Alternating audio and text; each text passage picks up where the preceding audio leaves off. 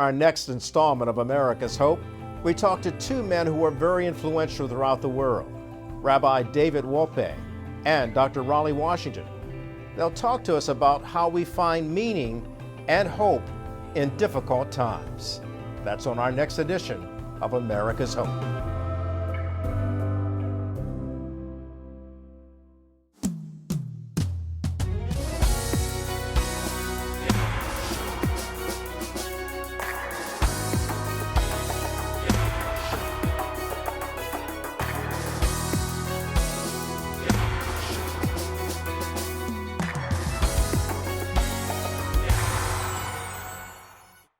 So welcome to the program. And tonight we're talking to a really incredible man. I say incredible a lot on this program. I've noticed that because I'm really talking to some incredible people, ordinary people willing to do extraordinary things. Our next guest is no exception. But before we get into introducing him, let me say this. This is something that's being said about his book and about his character.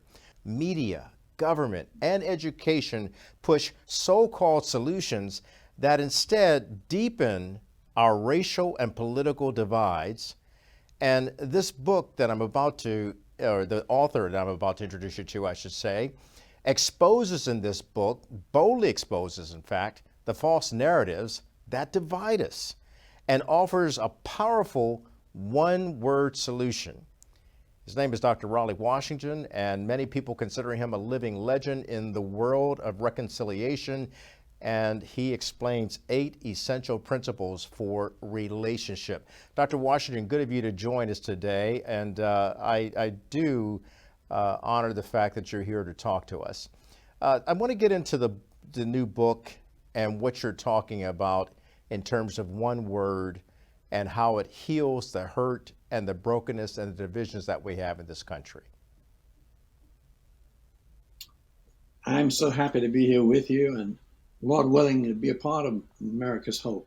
But I do believe that the answer to the pandemic of hurt, hatred, and hostility is caused, as you said earlier, by a plethora of false narratives that's causing toxic division like I've never seen. And I've dealt with division and reconciliation more than 40 years in my ministry career. But I've never seen it like it is in this hour. And these false narratives that people are embracing wholeheartedly are causing it. And I believe there's one word, one dynamic, one word that can cure virtually everything that we are struggling with in this hour. And what is that one word, Dr. Washington? Often when I ask people to give me an answer, they would say Jesus and love, and that's right. It all involves that. But the one word really is relationship. Relationship that is authentic. Relationship that is a two-way street between individuals or circumstances, whether it's husband and wife, whether it's father and son, whether it's pastor and deacons, whether it's black and white, brown, red, and yellow, whether it is Democrat or Republican, the thing that can really move the toxic division and bring about a togetherness and resolve that gives us joy is authentic relationship. The one word, relationship, cures and can change anything. And you know, I want to bring a little bit of your background into this to show people why what you say is so valuable and so realistic, that one word that cures the divisions that we have is relationship. You know, if I just look at your list of accomplishments, you were the head of Promise Keepers, which was an incredible program that affected millions of men throughout this country. You were also the CEO of Awakening the Voice of Truth, The Road to Jerusalem, and it goes on and on. You served in the military. I almost have to ask the question, what didn't you do? You're a pastor, you're a veteran. You are a CEO, you've been successful in business, you've been successful in ministry, and now you're finding that America is at a crossroads with itself based on the divisive issues that we have and the partisan divide and the racial divide that we have. And yet you hold out this hope for America. Why? I do that because I love my nation. I love people. You know, my first degree in college was a degree in psychology, the study of human behavior. And that has driven me before I became a believer to try to do what I could to understand people, because when you understand people, you get along so much better. So understanding one another is key. And relationship, I found it has solved problems. And Kelly, my life, the book that I've written, it addresses certainly the one word cure for hurt, hatred, and hostility. But it also, in many ways, is sort of the legacy of the story, the autobiography of my life, because everything that I'm talking about, I have lived it. I understand it. I lived during Jim Crow in the South, and I understand what that means to a person. But I didn't allow those circumstances to cause me to be a victim. I overcame that because I was determined not to be a victim, and I learned that relating to people, if you understand people and relate to people, and they understand and relate to you, it does. It changes everything. It changes the environment. It makes things happen.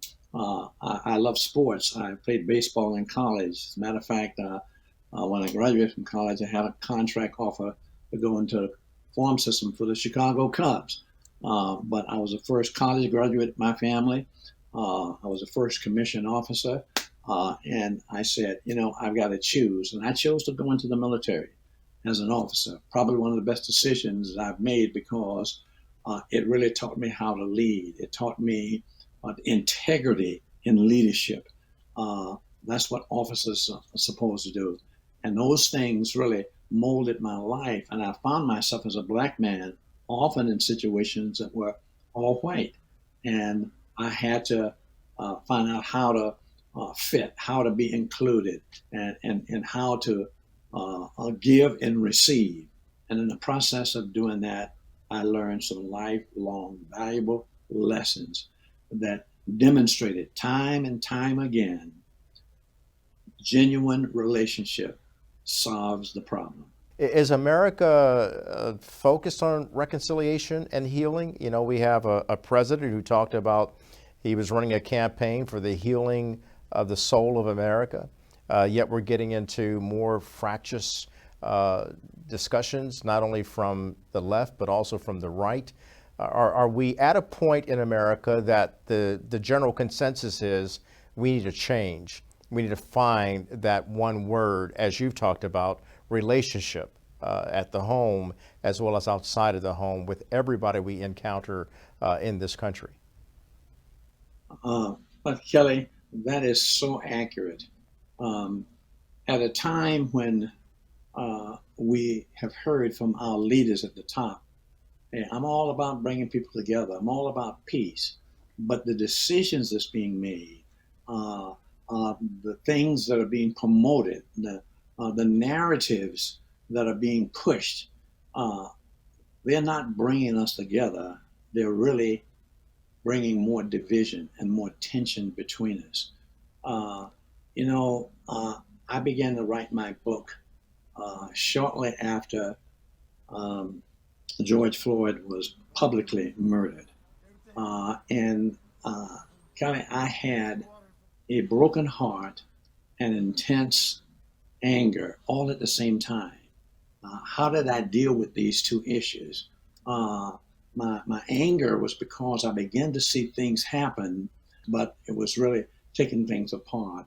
Black Lives Matter, which is a great mantra, but the organization was driven by Marxist principles. I knew that. I understood those dynamics, and it was just grabbing the nation by storm. The positive thing is that people were, for the first time, listening to African Americans.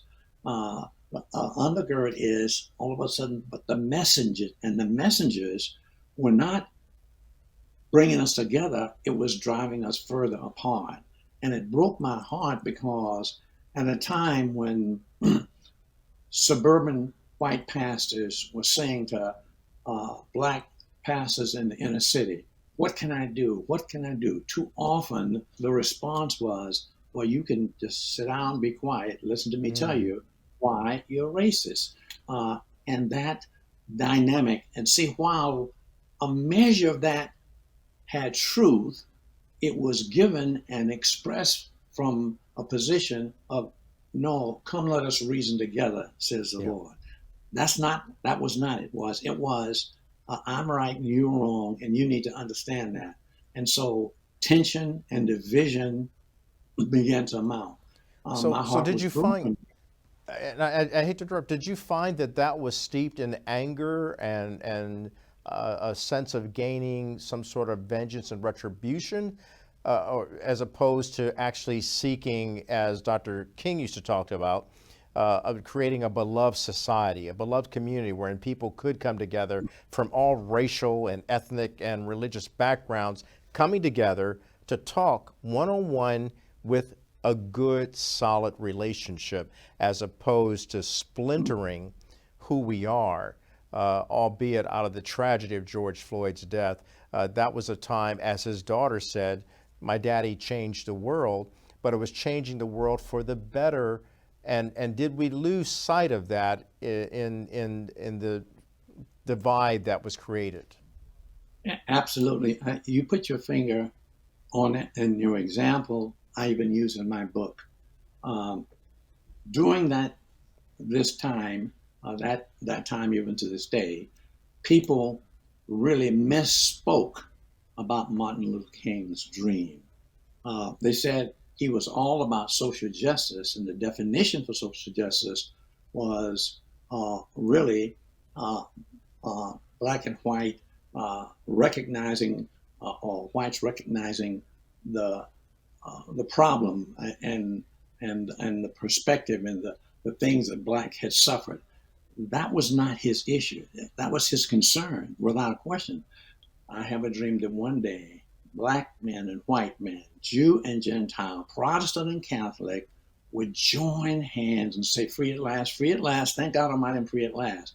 The key phrase in his dream was join hands. And that's Join what he was hands. all about. It was all about relationship Yeah. across the line. He said one day, I believe the time will come when the sons of former slave owners and the sons of former slaves will sit down to the table of fellowship. Kelly, that happened to me. Claude Branning, the son of former slave that lived in Florida, in the suburbs from where I live. I'm a son of former slaves. We were together promise keepers. I was a vice president for reconciliation, and he was on the board of directors, and we became fast friends. And when we learned the background for one another, it became clear that I was the son of former slave. He was a son of slave owners. We became very close, deep friends. And that was Martin Luther King's dream. And that was missed in the Mm. aftermath of George Floyd. It was no, you're wrong. You need to accept that. And if you don't, I'm going to cancel you. The cancel culture came in and drove the wrong thing. We had an opportunity to live out what Martin Luther King was talking about. That's why my heart was broken. We had an opportunity to see urban and suburban, white pastors in the suburban area, black pastors in the urban area come together when white pastors were saying, what can I do? For the first time, that was the opportunity for them to reach out and say, let's get to know one another. Let's join hands. Let's become brothers. Let's really win souls together for the cause of Christ Jesus. We'll be back with more on America's Hope with Dr. Raleigh Washington, the author of the book, One Word. Back in a moment. Welcome back to America's Hope. I'm Kelly Wright, and we're joined by Dr. Raleigh Washington. He is the author of a great new book called One Word. And in this book, Dr. Washington, you're talking about healing the hurt and the brokenness and that we have in America. Let's talk about understanding, healing, and unity. How do we get there beyond the echo chambers on the right and on the left? How do you get there? How do you propose that not only in your book, but through your life? I unveil in the book 8 irrefutable biblical principles uh, of relationship. These principles, coming from the Bible, if understood and applied, they will initiate, sustain, and reconcile, when necessary, relationships that will allow us to be able to come together to win battles. In marriage, these principles work in marriage. Divorce, even within the Christian context, is escalating, all because people are not able to resolve conflict. Here's a key to relationship: dialogue. The key to commitment to relationship and keeping that relationship is resolving conflict. Why do you have divorces? You can't resolve conflict. Why do people, fight one another? Can't resolve conflict. Why is there such vitriol between Republicans and Democrats? They can't resolve conflict. Well, here's the key. The key to resolving conflict is dialogue. Listen to this miracle of dialogue by Reuel Howe, Ruell, Howe, Howe. He says, any one of us can become adversarial, even with those whom we love. But dialogue can resolve the adversarial circumstance. Dialogue is to love what blood is for the body. When the flow of blood stops, the body dies.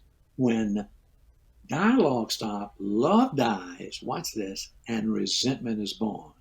But dialogue can initiate, sustain, and reconcile relationships. The only key, both parties must be committed to dialogue and pursue dialogue relentlessly.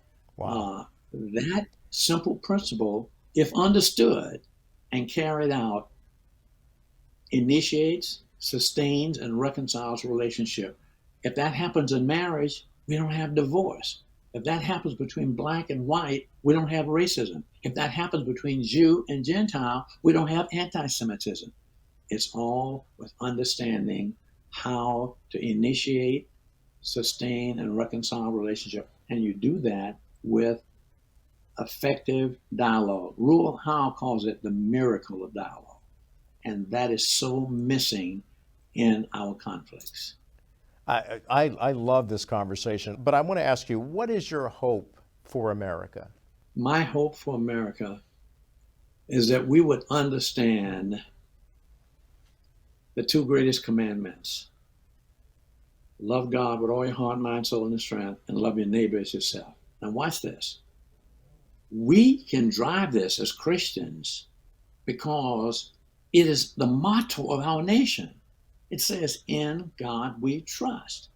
If we trust in God, we'll honor God and honor his son. If we trust in God, we will embrace one another regardless of race. If we trust in God, we will honor babies that are in the womb, and we will protect them from the womb to the tomb. If we trust in God, we will love our neighbor no matter what color that neighbor is. When we trust in God, we'll love our neighbor. Even if that neighbor is a homosexual, we'll love that homosexual. We don't have to agree with their lifestyle, but we will love that person. And if we love that person, we will get an opportunity for that person to hear us say why we have a difference of opinion of life and living. So my hope for America is that, as Jesus says, these are the 2 greatest commandments. If you do that, you can satisfy the entire Bible. And America has adopted the essence of the 2 greatest commandments by our motto, in God we trust. And I say, in God we trust today can make a difference. That's my hope for America. Thank you for being a part of America's Hope today. Well, thank you. It's glad to be here. And I commend you on this program because as you are driving America's Hope, we need that today. So God bless you for what you're doing, and keep on doing it. Thank you, my friend. Much love to you. We'll be back in a moment. Our next guest is very acquainted with all of the above. He is, according to the Los Angeles Times, one of the top 500 most influential people in the world. And he joins us now from the city of New York. He is Rabbi David Wolpe. He has spoken all over the world, from Israel to India. He's the author of 8 books, including the national bestseller, Making Loss Matter, Creating Meaning in Difficult Times. Rabbi, it's good of you to join us today, and thank you so much, if you don't mind, my calling you David from time to time. It slips around. No, please, by all means. But David is a great name to have. I mean, after all, he was the greatest king that existed on the planet from biblical history. It's not folklore, it's reality. And a complicated human being. Very complicated indeed. And aren't we all complicated, especially when we're beset by difficult times in which we're living? And you wrote a book about that, creating meaning in these difficult times and actually understanding loss. Let's start right there with your why. Why did you write this particular book for such a time as this? I wrote it, first of all, because many years ago, I heard my father give a beautiful sermon. My father was a rabbi in Philadelphia, and he gave a sermon talking about how we know how to grieve for people who pass away. We have rituals and other things, that funerals and so on. But how do we grieve for all the things that pass away while we're still alive? Friendships that fade away, dreams that die, all these things. And because life is composed of many different kinds of losses. And when I heard that, I thought how beautiful it was. And I just had the opportunity to discuss it with him before he left this earth.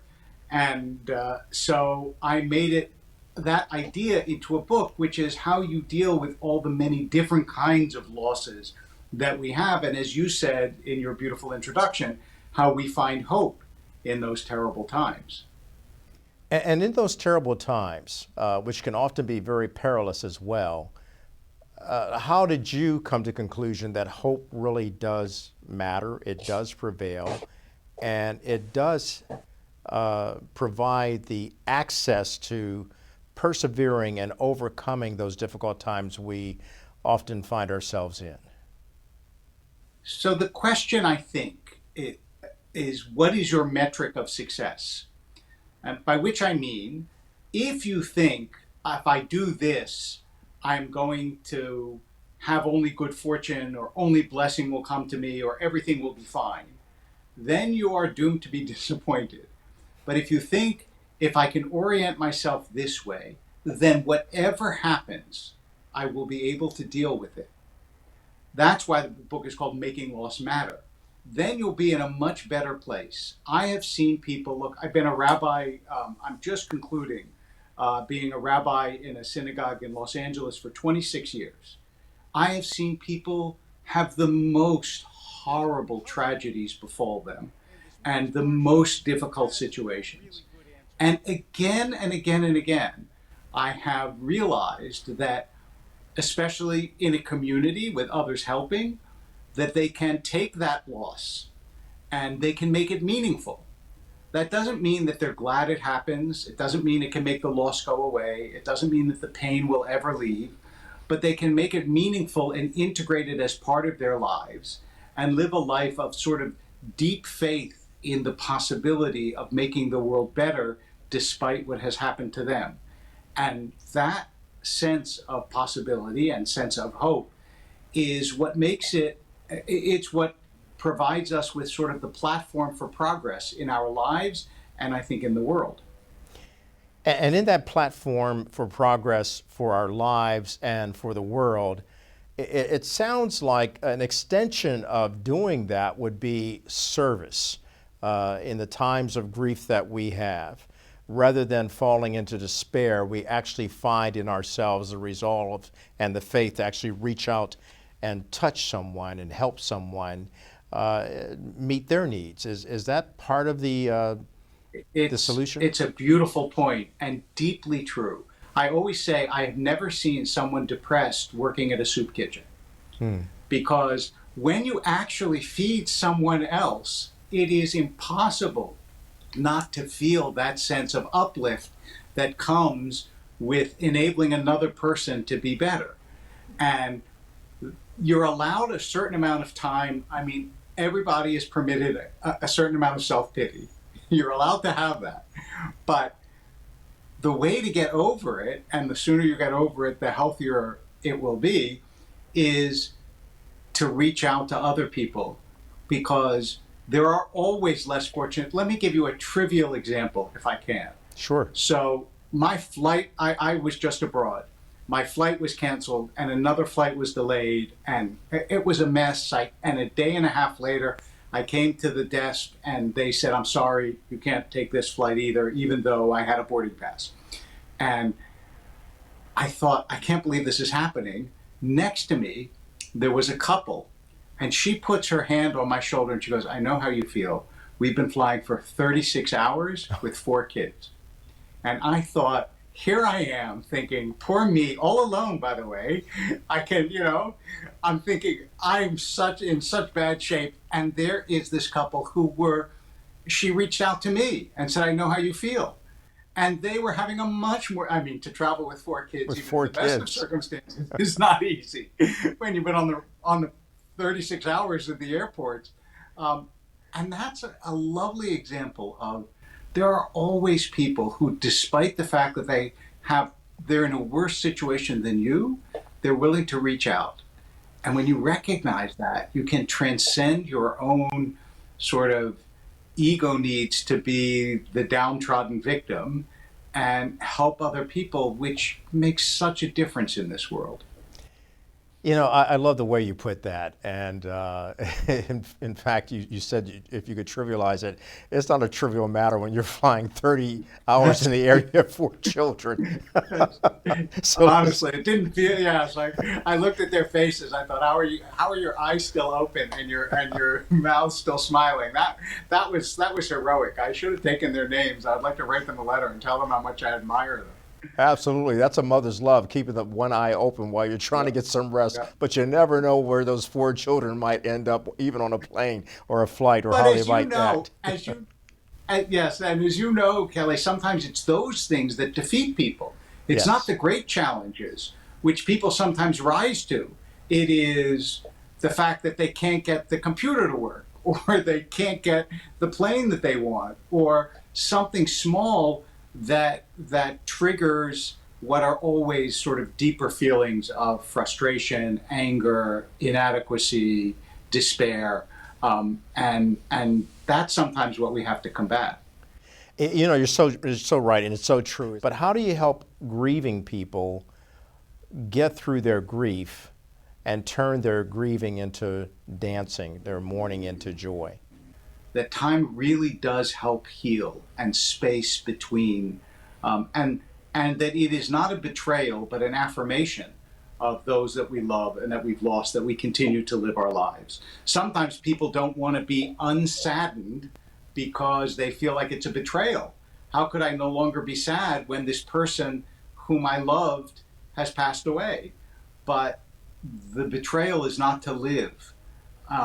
That's the great gift we were given. So when you put those together and you recognize that I'm sad because I had a blessing, and that my responsibility to that blessing is to continue to live my life and to appreciate the beauty of this world as much as I can, then it helps. And also, I have to say, again and again, I have seen that there is nothing that heals like community. One of the epidemics in America is this epidemic of loneliness and isolation. And one of the reasons why I believe churches, synagogues, mosques, houses of worship, so on, are so important is that they give people an opportunity to form communities around each other. And sometimes those are communities of loss. But remember that the Israelites went through the wilderness together. They didn't go alone. And that's how you make it through the wilderness, by having others around you who are also navigating this difficult world. I'm talking to best-selling author of Making Loss Matter, Creating Meaning in Difficult Times, Rabbi David Wolpe. We're going to take a slight break and come back and talk to him about some other aspects about his own life, and also about what's happening in our world beyond loss. We still have some difficult times. He'll talk about that in just a moment. America's Hope continues after the break. Welcome back to America's Hope. I'm talking to best-selling author of the book Making Loss Matter, Creating Meaning in Difficult Times, Rabbi David Wolpe.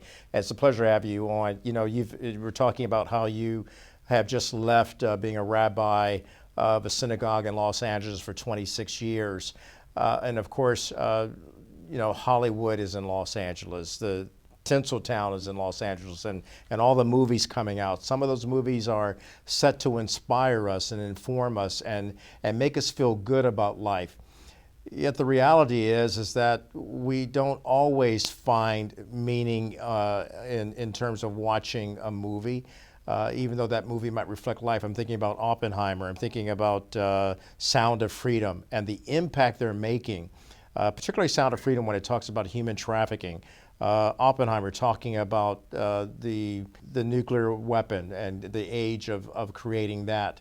When you look at these wonderful creative pieces that Hollywood has put together based on true stories, you're talking about meaning in difficult times. Can you merge the two? Because I know that there's also a possibility that some of your work can end up in Hollywood. And how would you like to see Hollywood portray the work that you've done? So, right, the last book that I wrote, which was about King David, was actually optioned by a studio. Whether they will ever make a movie, I have no idea. Especially now, at the moment that we're speaking, there's a strike, so who knows if anyone will ever make a movie. But I think the examples you gave are particularly important because when you take a great human challenge or a great human tragedy, like trafficking or the destruction by nuclear weapons, and you teach people to see it in a new way, or you bring it to their awareness or attention, which is what art is supposed to do. I mean, and it helps very much when you see it visually, then you realize that even though we think people don't care and they're indifferent, the truth is if you present something to people in a way that is compelling and get them to think about it, you can spark people's conscience very powerfully. And the great figures of our history have managed to do that. We're approaching the anniversary of the March on Washington. I mean, before King came along, everybody would have said, America doesn't even want to listen. And here was this one man who made America listen. And that ability to fashion words and messages and images in a way that will make people sit up and listen, that is a gift. But it only works because there is this conscience in people and it can be awakened. And that should give us a lot of hope to realize that that's true. And you talked about the fact that we're coming up on the anniversary of the March on Washington for Jobs and Freedom, which of course was the an incredible moment in history when Dr. King so eloquently and famously delivered his I Have a Dream speech.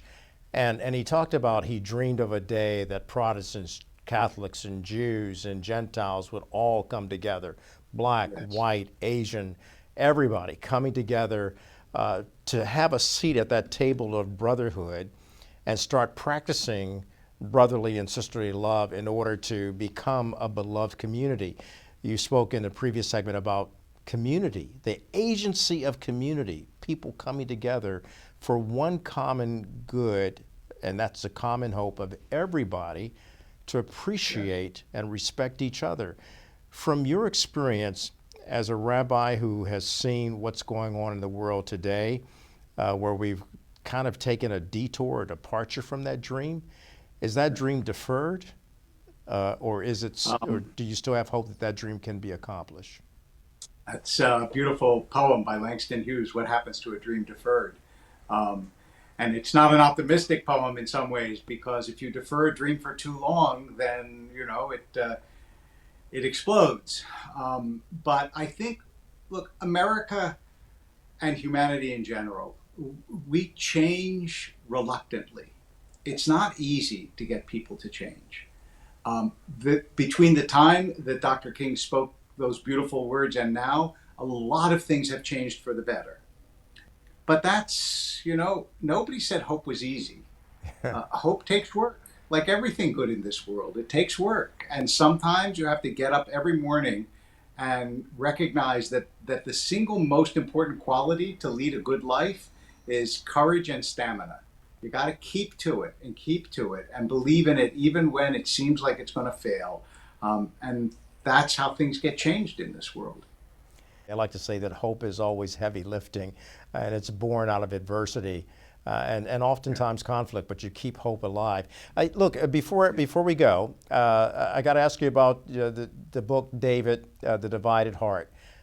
King David is someone that I've studied and I've seen his complicated life. One would arguably say it's wonderfully complicated. Yeah. What can you tell us about David and So, how that would fit into today's modern era? I want to say two. I mean, I could talk about David for a long time, but I will say two things about David that struck me that I didn't really realize as much until I deeply dug into David's life. The first is that David is almost the only male character in the entire Bible who listens carefully to women and changes his behavior because of what they say, which is a remarkable fact. And I think it has to do with the fact that he was a poet and there was a sensitivity to his heart that made him so dear and beloved. The other part of it is that David is everything. You ask, why does David get to be the ancestor of the Messiah? I mean, why does the Messiah have to come from the line of David? Because after all, we know David did some terrible things, Yeah. right? What he did with Bathsheba and sending her husband Uriah off to die. It's a terrible, cynical, cruel thing. But David is everything. He is a lover and a poet and also a penitent. He repents for what he did. He's a king who, when he's accused, Nathan comes to David and said, "You did this." And instead of doing what every other king in antiquity would do, which is say, "Off with this guy's head," he breaks down and repents. And so, because David is the totality of the human experience, a warrior and a lover and a musician and a brother and a child and a father, because I think he's the totality of the human experience, that's why he gets to be the progenitor of the Messiah. Is here's someone who walked with God and tried to embody everything that a person could be. And what that means in part for us is we have all of that in us. All of us, we have good and bad and exalted and base and everything in us, and that's okay. We're not supposed to be perfect creatures, but David shows that you can transcend that you can be good, and in David's case, be great, even though you have all of that in you. And so for me, he is an endlessly fascinating and wonderful character, and we're very lucky to have his story. Well, we're very fortunate to have you on this program talking about hope, talking about so many great things that go on in our country despite the difficult times that we face. Rabbi David Wolpe, don't be a stranger to us. Come on back and give us some more Would love to. good knowledge about America's hope and the hope for the world. Appreciate you, my brother. I appreciate you too. My final word for tonight is that when we reflect on where we are in today's times, let's also remember how heroes of our past helped form a more perfect union by sacrificing their all to give you and I hope, hope that prevails. And as Rabbi Wolpe was talking about Dr. King, as well as Raleigh, Washington, talking about Dr. Martin Luther King Jr., or let me be more succinct, the Reverend Dr. Martin Luther King Jr., I recall how Dr. King once said, "Out of a mountain of despair, we will hewn a stone of hope." It's out of the Bible. Dr. King made no bones about it. He had faith in God, and that enabled him to love mankind with a sacrificial love to the point of actually laying down his life, not only for America, but for the world. So in reflection of that, let us never let go of hope, but hold on to it with dear life and keep spreading love, freedom, and peace. Until next time, America, keep hope strong, and God bless. Good night.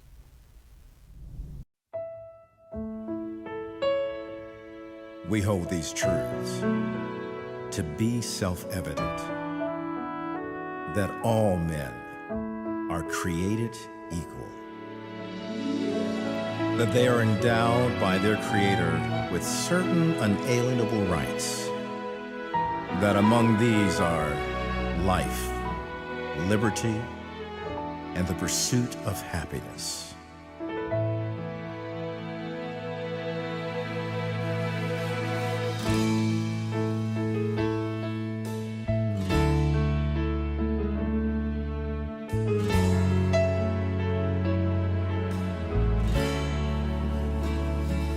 I remember pledging our allegiance and how the teachers all would lead us as we bowed our heads to pray. And I remember when we believed our founding fathers were courageous men of honor, and God bless the USA. And I know this land has changed a lot since then, but it's not too late to make her great again. 'Cause freedom never fails, and justice still prevails, and liberty remains the right of every man. If we could be united, one nation undivided, under God and with His guidance, forever we would stand. What made America great can make America great again. And I remember when we stood against the tyrants and spoke out in defiance of those who would destroy. And I remember the sacrifice of many who gave their lives defending freedom on a foreign shore. And I know this land has changed a lot since then, but it's not too late to make her great again. 'Cause freedom never fails, and justice still prevails, and liberty remains the right of every man. If we could be united, one nation undivided, under God and with His guidance, forever we would stand. What made America great can make America great again.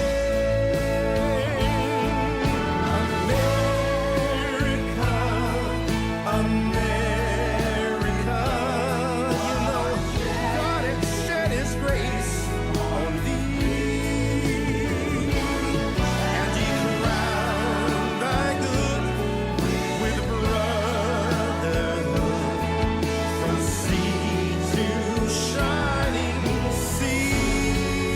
Oh, 'cause freedom never fails, and justice still prevails, and liberty remains the right of every man.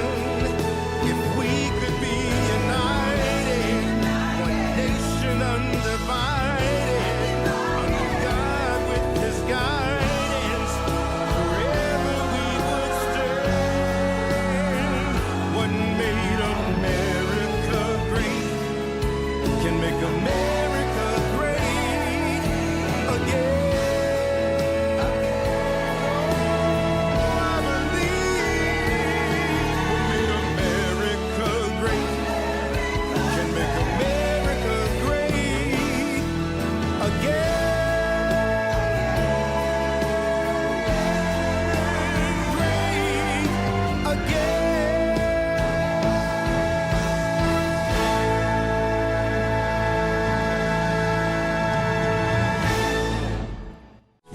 America and my America. United we stand, divided